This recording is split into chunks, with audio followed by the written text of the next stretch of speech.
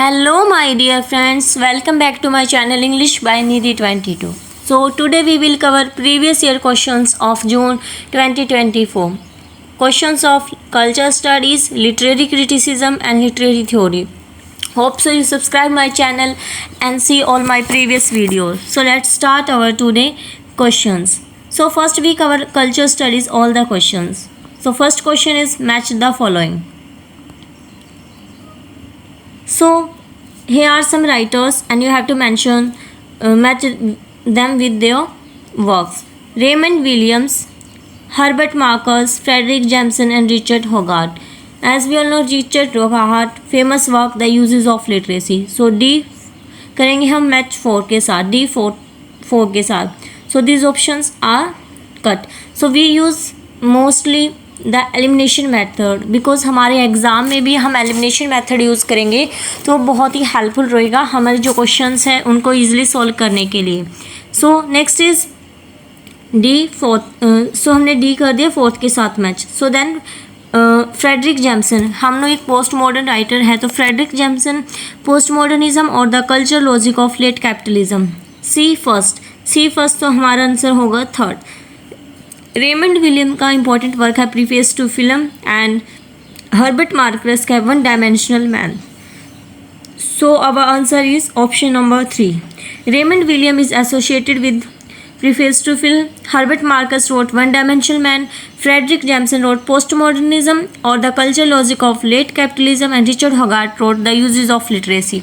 हम जानते हैं रिचर्ड होगार्थ को, ये हमारे फाउंडिंग मेंबर है हमारे ICCS के और इनके बाद जो स्टुअर्ट हॉल है वो बने थे हमारे next member. So next question is here are the one liner skills and have to you quick revision of all the things. So next is match with their culture terms and match with their writer. डायगलिज्म हम जानते हैं Michelle बख्तिन के साथ है जिसमें हमारे बहुत सारी जो वॉइसेस है that type of mixture. Mikhail Bakhtin D third. D हमारा थर्ड के साथ ही है. So our answer is option number 3. So culture industry हम जानते हैं एडोर्नो एंड हॉकाइमर ने इनके वर्क में दी थी डायलेक्ट ऑफ एनलाइटमेंट में कॉइन की थी. Anxiety of influence by Harold Bloom. ये मैंने अपने बहुत सारी अभी जो PYQs एंड जो मैंने क्वेश्चंस भेजे हैं अपने टेलीग्राम पे भी उन पे भी मैंने ये टर्म्स आपको कवर करवाई हुई है. So culture materialism by Raymond Williams. So option number 3 here give that explanation of that. So our next term is culture industry Frankfurt School, anxiety of influence Bloom, culture material Raymond Williams, diagnosis Michael Bhakti. They give one hook concept with that the term easy to remember you. Which of the following writer fall under the LGBTQ. कौन से जो इनमें से work है LGBTQ के अंदर आते हैं. So we have to making a connection David Gottland, the transition baby, red white and royal blue, Casey McQuiston, nothing ever just despair, Delian Handron and safe space. Safe space ये हमें एक कहते हैं ना डेस्टोपियन type का work लगता है जिसमें हमें साइंटिफिक फिक्शन के तो हम ई को एलिमिनेट कर देते हैं. ई को एलिमिनेट करने से हमारे पास बनेगा ABC एंड BCD. 2 ऑप्शन है BC दोनों में कॉमन है.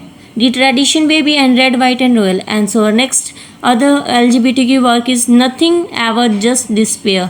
सो our answer is BCD.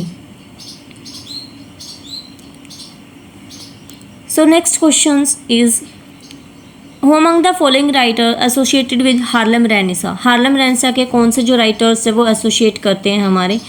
Elon lock ये हमारे नहीं करते हैं. लैंगस्टन हक्स करते हैं. So we have to find out C.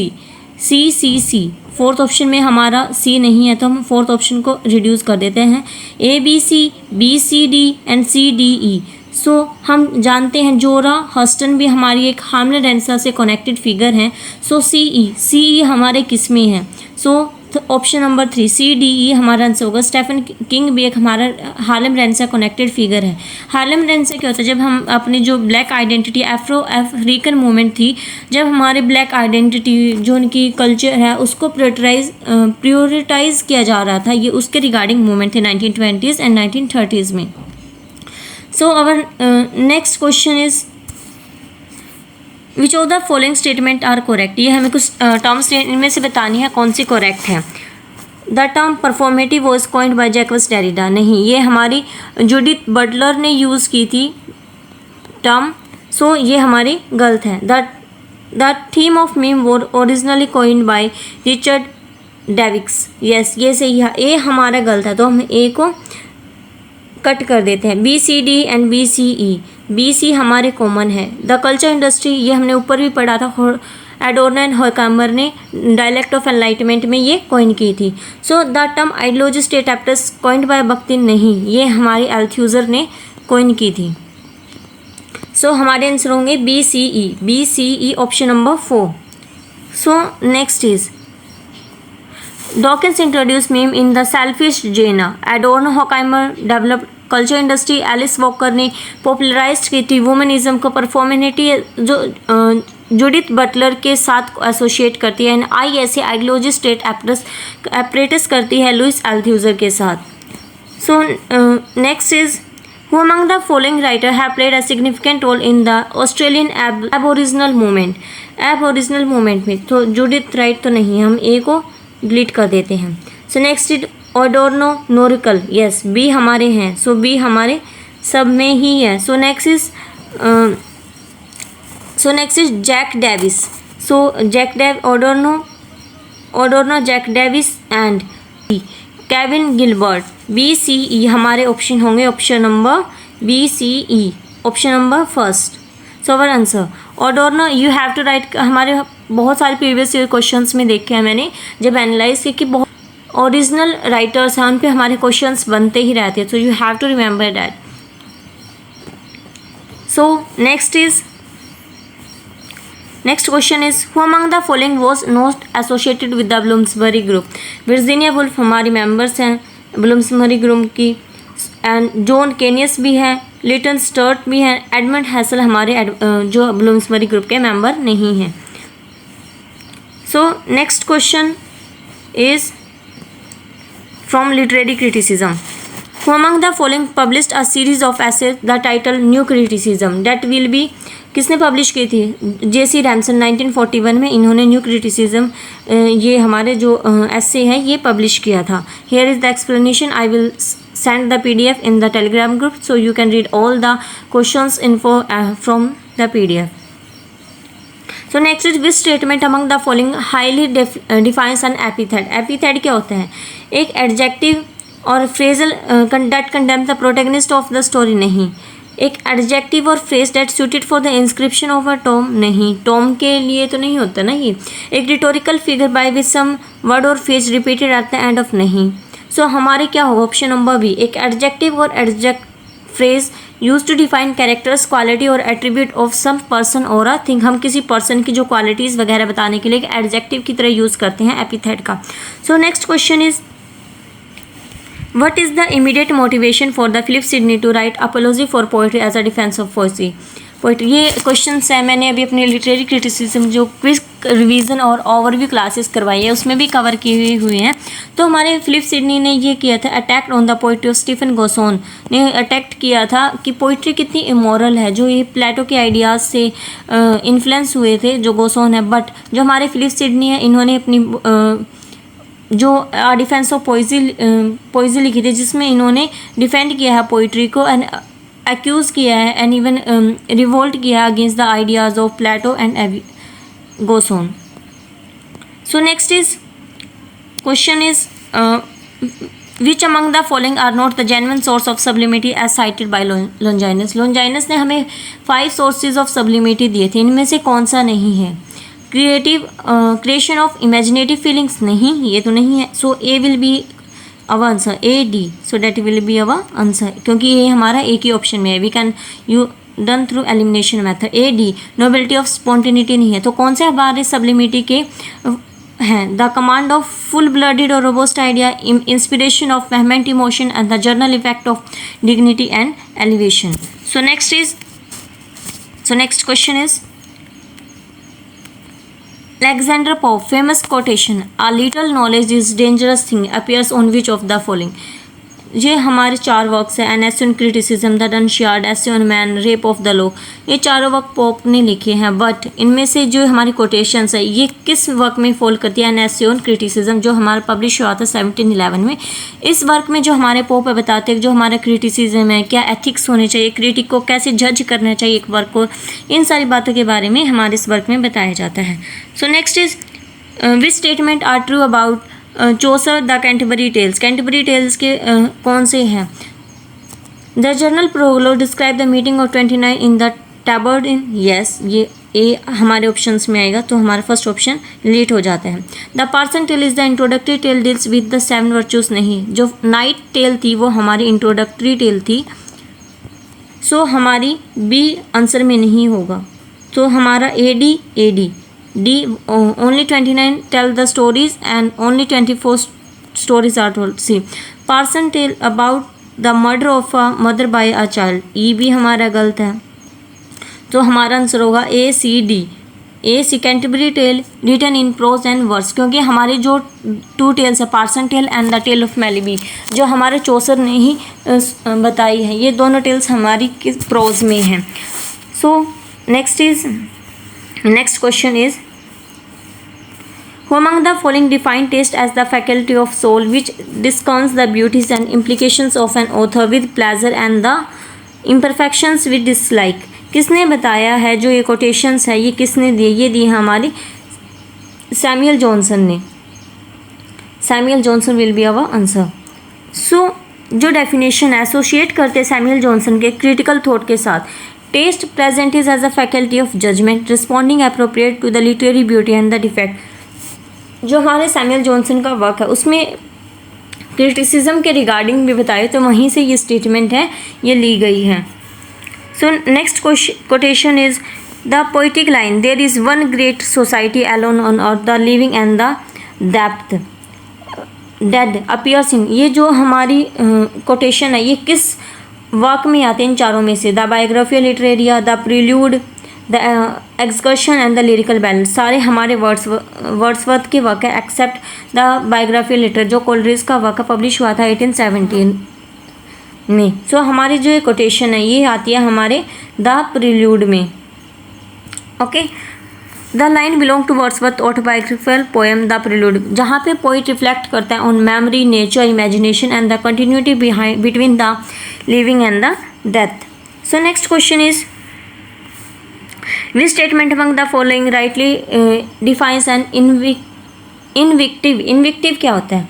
एक derogative, abusive of vituperative speech और राइटिंग, इकोलोगाइजिंग स्पीच, राइटिंग और एक्ट ऑफ पर्सन, स्पीच और writing that establish the belief in God, speech और writing that essential appreciative of a person. नहीं, हमारा answer होगा इसका option number 1, abusive और vituperative speech of writing. Invective harsh abusive language है जो हम यूज़ करते हैं एक पर्सन के डायरेक्टली अगेंस्ट, कोई आइडियाज़ हैं इंस्टेंट ऑफ प्रेजिंग डैट। ये हम कह सकते हैं हम किसी की बहुत ज़्यादा प्रेज करते हैं, उसके अपोजिट में हम किसी के लिए बहुत ही ज़्यादा हार्श वर्ड यूज़ करें, that will be called इन्विक्टिव।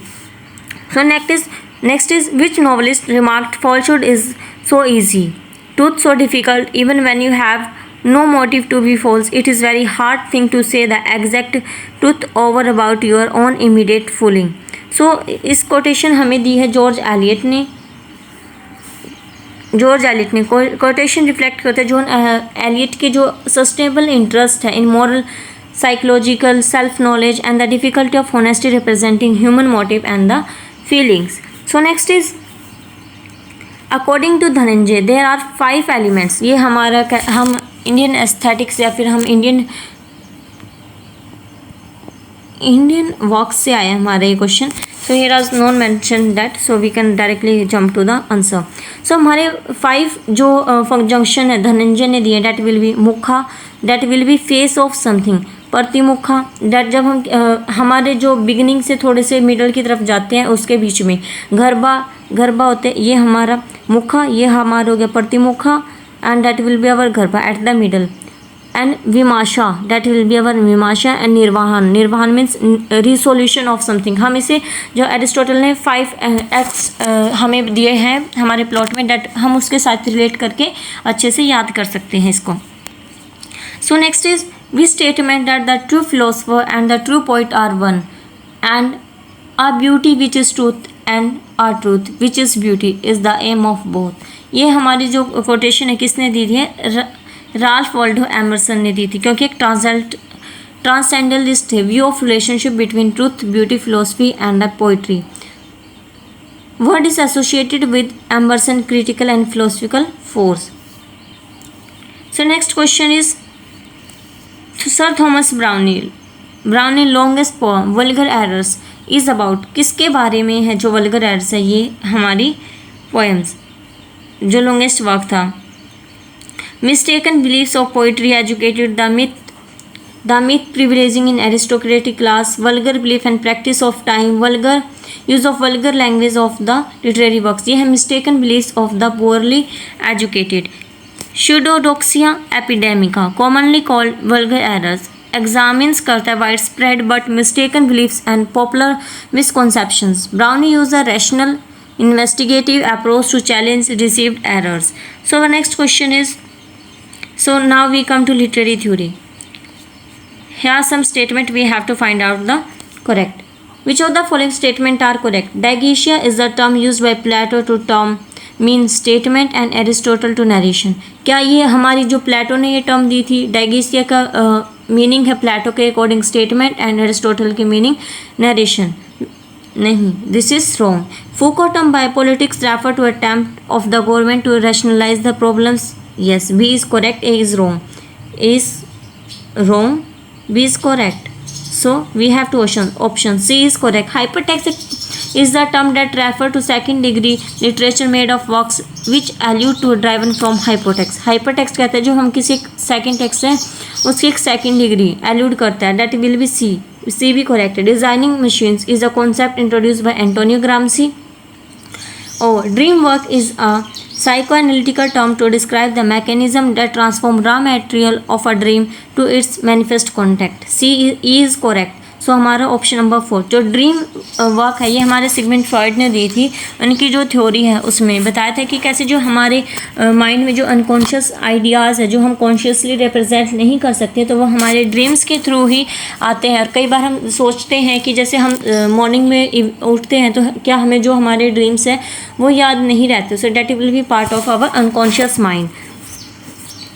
Diagnosia machines belong to Deleuze and not Gramsci. Okay, so the next question is, in the postmodern conditions, Jean Lyot announced the eclipse of all grand narratives and sought to declare the death of.